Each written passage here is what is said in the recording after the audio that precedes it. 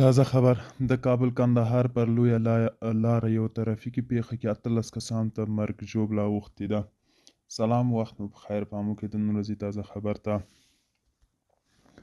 زابل کې د طالبانو پولیس خبر ورکوي چې د دې ولایت د شهر صفا ولسوالۍ اړوند د کابل کندهار پر لویه لاره د یو 404 مسافر وړونکي بس د چپه کېدو له امله 3 تنه مړه او 15 نور ټپیان دي. د زابل امنیه قومندانۍ لپاره د طالبانو ویان ذبیح الله جوهر وایي پیښه پرون شنبه ماښام مهال د شهر صفا ولسوالۍ اړوند باریامانده سیمه کې د یو مسافر وړونکي بس د چپه کېدو له امله رامنځته شوي.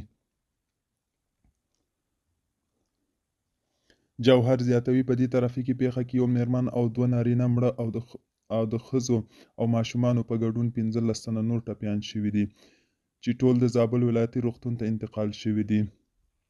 د دغه مسافر وړونکي بس د چپه کېدو لامل تر اوسه نه دی معلوم، خو تر دې وړاندې پر یاده لاره د ډیری ترافیکي پیښو اصلي لاملونه خراب سړکونه او د ترافیک قوانین نه مراعتول او د موټر چلوونکو بې احتیاطي بلل شوې ده. دوستانو، دا او د نن ورځې چمتو کلی خبر. تر بیا هم په الله سپارم. ښې چارې، ښه وخت.